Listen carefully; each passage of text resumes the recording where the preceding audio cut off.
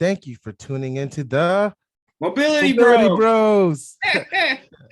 I'm a Coach Clif, and my brother, of course, and co-host Ron will be covering athletic mindset, mobility, pain reduction, the thought process of practitioners, and the mindset of our clients. And today's topic is actually going to be touching those last two topics we just covered, the thought process of practitioners and the mindset of clients. And the way we're going to be talking about this and discussing it is going to be through when you put your intentions in front of your client's intentions during their program design, during some soft tissue work on the table, during maybe even something they're going through and they're having a hard time and they just need you to listen, and you kind of bulldoze them with the way you train yourself, it can really be off-putting and can turn a positive into a negative. Ron, you want to share a little bit about yourself, what you've experienced, and say hello to the people? What's good out there, people? I'm Ron Hilton, licensed massage therapist and sports massage therapist as well.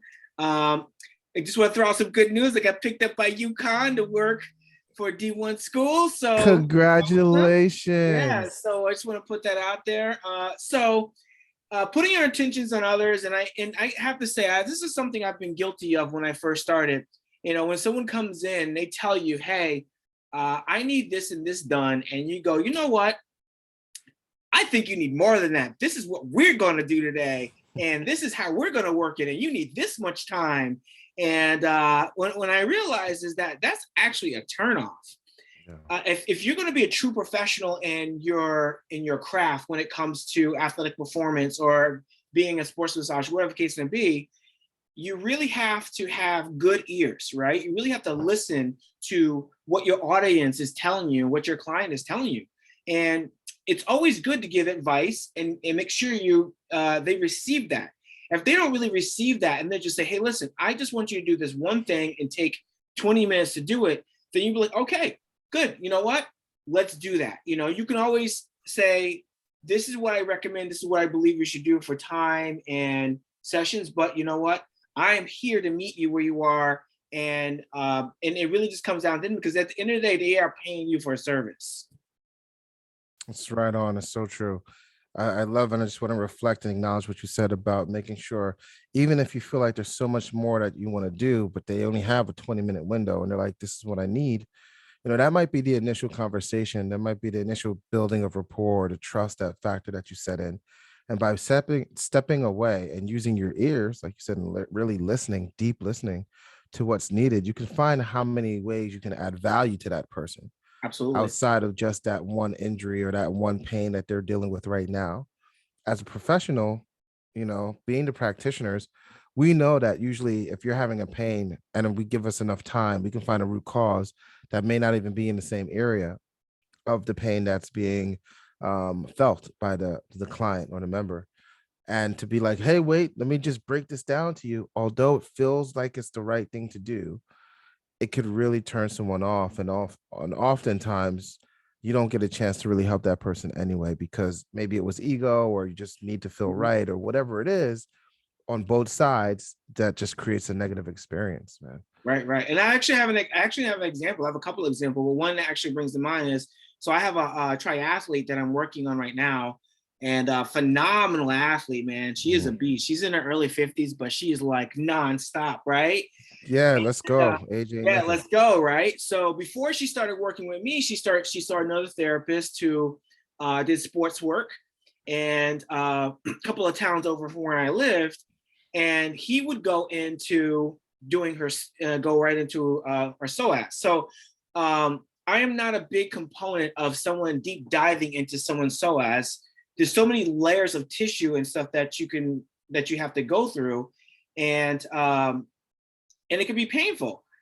So I have a different technique that I use. It hurts like a mo. Yeah, it hurts like a mo, right? Finger in your groin. You're like, get out of here. Actually, yeah, and it's kind of sad, because that's how you're initially taught how to go into a psoas and release a psoas. But you can actually do what's called a Thomas test, hanging off the table, do some active engagement, and you can release them that way. But anyway, so the first session she did, she noticed that she was in pain. She could barely walk, right? And now this is a high level performance. The second time she went, she told the practitioner, said, listen, I cannot do this. It's painful. Every time I leave, the last session we had was really painful. So he didn't listen. She came back for a third session, and then she was like, you know what? He's not listening to anything I'm telling him. I can't do this. It hurts when I'm actually like doing my events. And he didn't come up with any ideas or any way to make me comfortable in that session.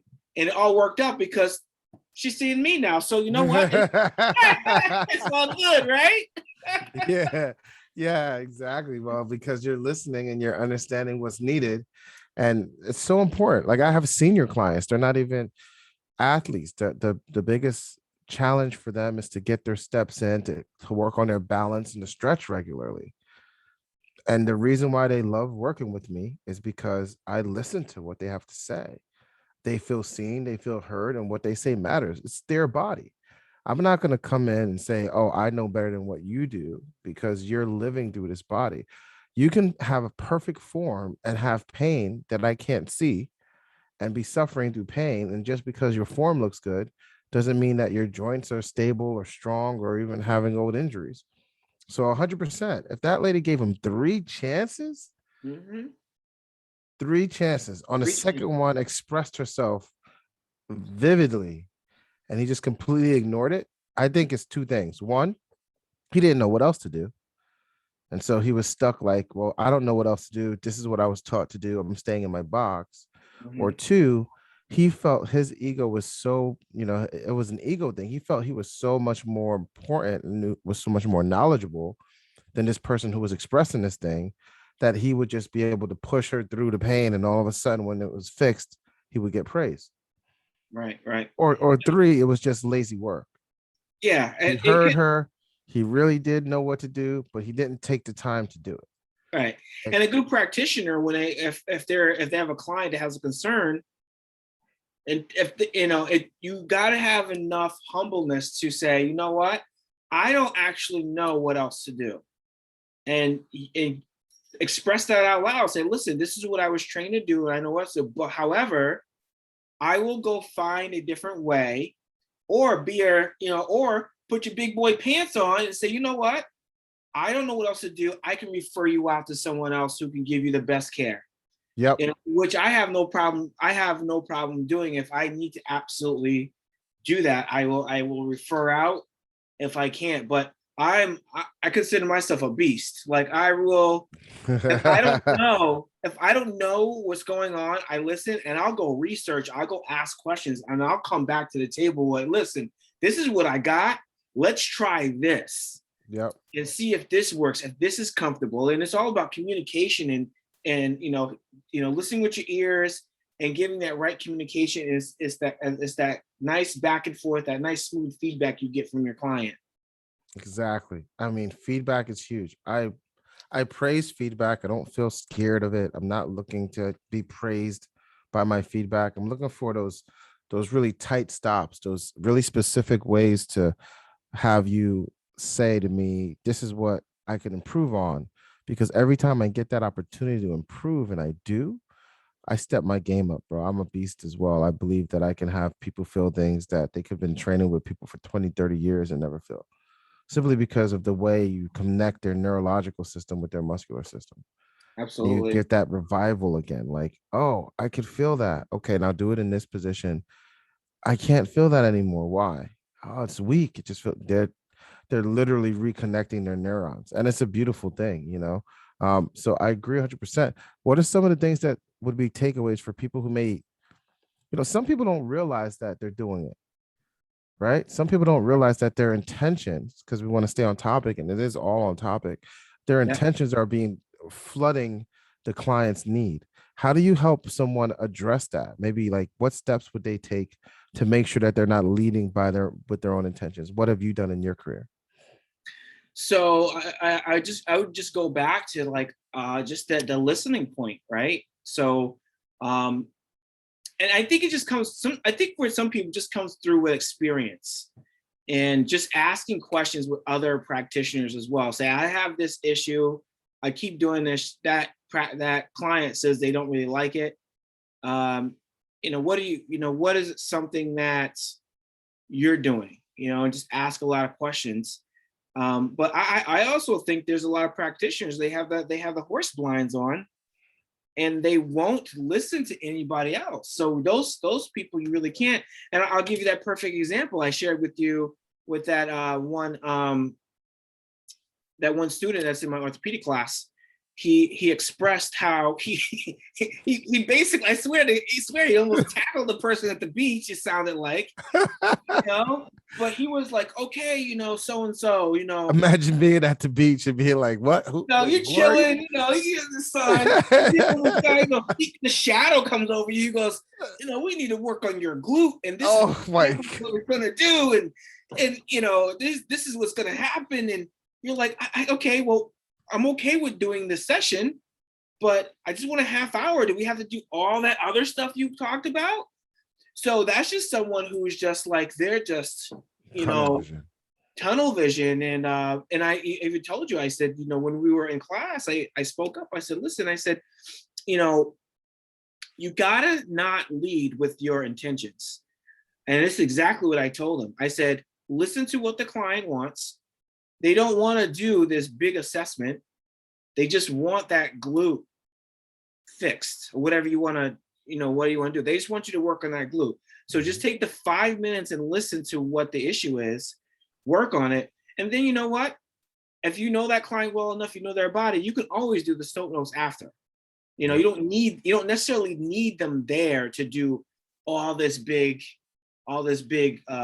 questionnaire. So, and if you're a good practitioner, you understand time, and you got to value people's time. Yeah, exactly. Time is a variable. I mean, just to acknowledge again, always in learning, this guy rolled up on a lady on the beach. She probably had no idea what the hell he was talking about for the first couple of minutes. And he's so adamant about the meeting and what he heard, and he knew he could help. And it probably was out of love, right? Out of care, out of wanting to be in service. We are in a service-based business. So Absolutely. I want to be in service as much as I can. So now he's trying to be in service, but this is at the beach. This is not at the gym. This is not at the office. This is not during the appointment conversation. And she still tells him, yo, dude, I want to do your session. I'm still overwhelmed. Can I just get 30 minutes? Meaning, what was that first session like? Right. When he had her in the studio and was figuring out all this stuff, and she just came in there for like a release of the piriformis, and he came at her with like, your multifidi, your T3, your people elbow. That's what we about to do. Yo, he choke slammed her. It's crazy. It's just it is. It could be extreme and it could be excessive. So in that instance, you wonder, like, how does the client feel? Does the client feel overwhelmed? Is she never going back? Is she turning away fully? Like, how do you feel if you were that client and that happened to you? Right. And if that was me, I would be like, listen, bro, talk to the elbow because the hand ain't listening. All right? Over it. I'm finding someone else because we can't do this, Yeah. I would have been pissed. I'd have been like, yo, bro, I'm at the beach right now. You're invading my privacy. I don't even I wasn't even thinking about this conversation.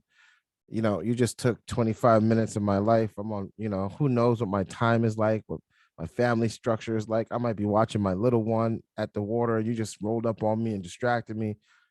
Nah, bro, don't do that. Like, if you're a practitioner, you're just starting out and you're passionate and you want to help as many people as possible, trust me, don't do it that way.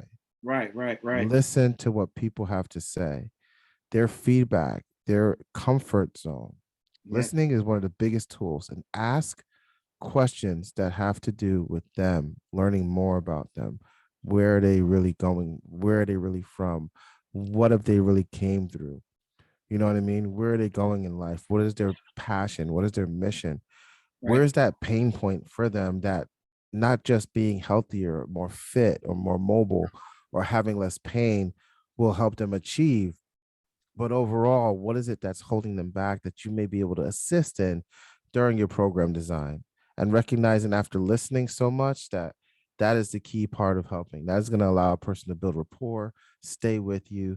You're going to find out so much more about old injuries that happened in their teenage years when they were in the back of a truck because they didn't wear seatbelts back then, and all sorts of things that you wouldn't hear if you're so busy trying to tell them what you think is best for them that you don't get to discover it. So I think that's a very valuable point. Is there any final gems, wisdom pieces that you would like to share with our audience for this podcast? Yeah, absolutely. Just be of just understand that we are servants and that we are here to bring value to the people that we put our hands on. And that it like even when someone comes in the room, the very first thing is I say, how can I be of service to you and how can I help you today? Those are the very first words I say out of my mouth when someone comes and see to me. And they say, well, I have this shoulder pain. I can't do, abduction. I can't do abduction. It only goes up this far. And I can do extension and flexion with my arm. And I say, okay, well, you just ask, be a good question asker and just see it. And by listening to what they say, focus on that and just say, okay, would you like another session with me to see how I can help and be of service and so we can get some more mobility out of that shoulder? And if they say yes, fine. You say no, I'm like, okay, I'm here for you. Let me know when you like to see me again. Turn it into, oh man, you know what? You need to come see me for 6 more sessions. This is my rate. It's on and popping. You can't be that guy. And just real quick, I would like to share a personal experience that I did have. I should have brought it up at the beginning of the show. I remember when I first started. Perfect. This is for the people who stayed to the end, man. They get the gems. The people who stay to the end get the gems. Yeah. Yeah. I remember when I first started, I had a 6-week treatment plan put together. I had soap notes. I had everything laid out. And in my mind, I'm like, everybody's going to want to do this. No, that is not the case, right? And I remember I had one gal in particular, and I said, okay, we have a 6-week, she had a frozen shoulder. All right. So she had adhesive capsulitis, frozen shoulder. And I said, okay, we're going to go on a 6-week plan. Every time you see me, you're going to see me. We're going to do at least a half hour, 45 minutes on that shoulder. All right. I'm going to take notes. And when I work on you, I'm giving you certain exercises that you need to do during the week. When I see you the following week, you saw me every Saturday. So when you see me the following Saturday, I'm going to ask you if you do those exercises, and we're going to keep growing. We're going to keep focusing on releasing that shoulder, right? So the second week came through. Hey, all right, did you do those exercises? No, I didn't. Why didn't you do those exercises? I told you to do those exercises. Blah, blah, blah. Okay. Take the notes. Okay. Client did not receive the exercises. And then her shoulder will go back. So her job that she did, she was a waitress at one of the casinos. So she would be dragging like the big carts, doing everything with that arm. I would say, long story short, about the 3rd or 4th session, she goes, you know what? Why can't you just fix me? Just focus on that. I don't want to do all that other stuff. And for me, I took it personal. I felt like she took the freaking wind out of my sails. And then, going back to what I said, I went to, I had a chiropractor that I was really close to at the time. And I asked him about it. And he goes, Ron, sometimes you got to listen. And I don't know if this is the most gracious advice that he gave me. Sometimes you gotta listen, and sometimes you just gotta, when you listen, you just gotta take the money. And I was like, but by him saying that, a real light bulb just went off in my head. I was like, what?